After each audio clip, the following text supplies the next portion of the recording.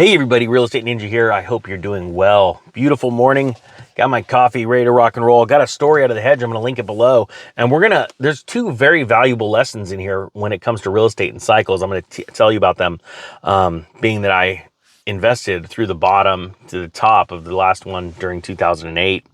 We're going to start with the story and then we're going to dive into it. It's entitled U.S. Building Permits Crash in August. Multifamily starts hit record high. And that sounds interesting because you're like, well, these almost seem like they're not synonymous with each other. They're actually conflicting. So we're going to dive into it and I'm going to share with you these two lessons.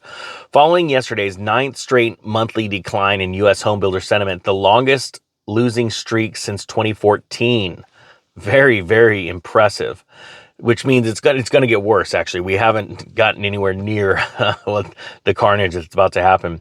This morning's housing starts and permits data will be watched like a hawk. The former expected to see a small bounce month over month, and the latter move forward looking like a big tumble month over month.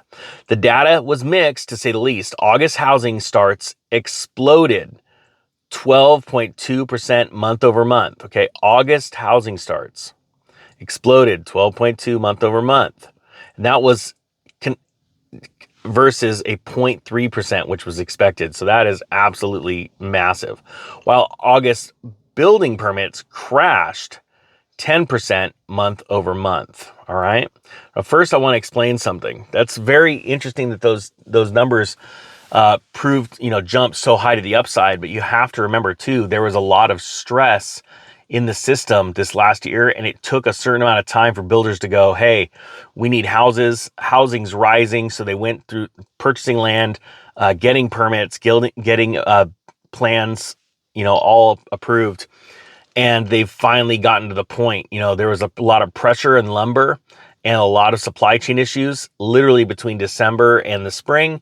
Those started to relieve themselves, and a lot of builders, in my opinion, coming from a realtor, an owner of brokerage, a real estate investor, and the owner of a construction company, they dove in starting this summer. They said, all right, now's the time, let's jump in. But again, while August building permits crashed 10%. Now remember, you have to the process of buying a house starts with the builder going, this is a good idea, let's go for it. Then they go find the land, then they go find the money, then they go get the permits and the building plans. Then they break ground, okay? So you're seeing it in reverse right here, where a bunch of builders started construction finally because of easing in the supply chain issue with supplies like appliances. Then you saw lumber prices come down, things like that.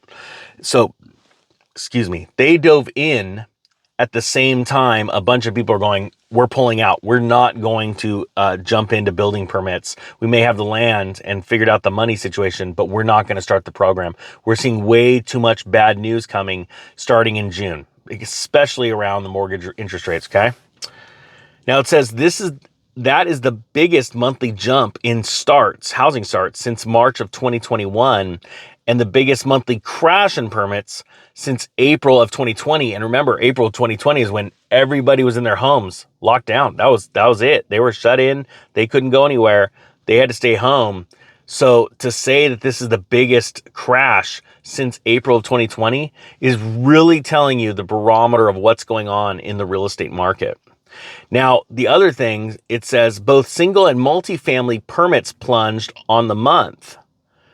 But it says all the gains in starts were driven by multifamily units, which soared 28% month over month from 483,000 in July to 621,000, which is the highest on record. So this is the second lesson. The first lesson is the sequence of events of when a builder decides to finally, I'm going to build a house and sell it for a profit. All right. And so you're seeing that convergence right now as we crash. A bunch of builders were excited coming in on the tail end of a real estate boom, right? They showed up to the party late. And then the people on the sidelines that were about to start a project went, whoa, we're not grabbing permits. We're not going for it. This is too sketchy. Okay. So you're seeing that flipping, all right, in builder sentiment. The second lesson is this. At the top of a real estate market, when everybody's screaming, there's not enough housing, there's not enough housing. And the reason why is because twofold.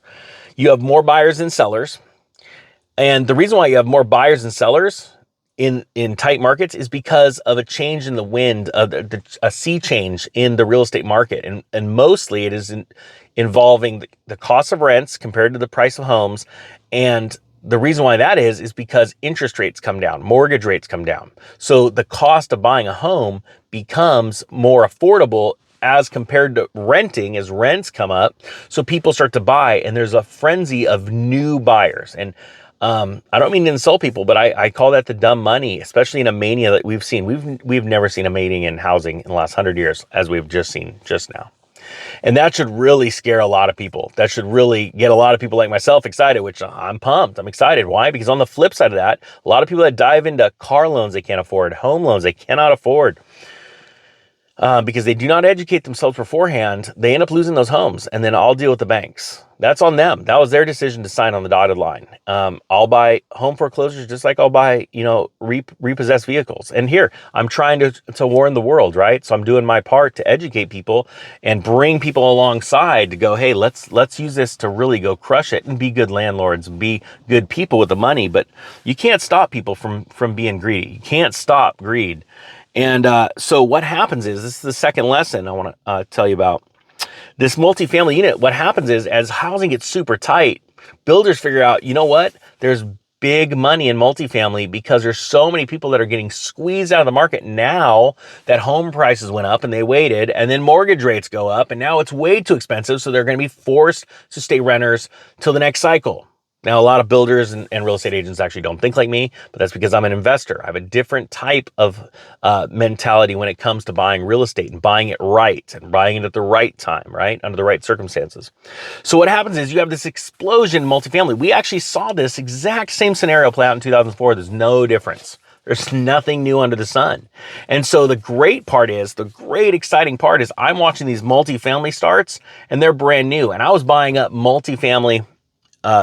multifamily places and I saw a lot of them come to the market that I just couldn't afford, but I really want them because they're gorgeous fourplexes in 2002. And that was because things were getting tight in the late 90s, housing wise, and they were starting to build a lot of these projects. So a lot of these places that were hitting the market, 2002, 2003, they were only 4 or 5 years old. And so these are the kind of places that I get really excited about because I like new construction. I like up-to-date, newer construction, easier to rent. They're usually in nicer neighborhoods, right? Because they're newer construction. So they're with other developments. And these are the places that I want to buy that were mismanaged. Those are going to be exciting. Buy new construction that isn't finished so I can finish it and then sell it or rent it.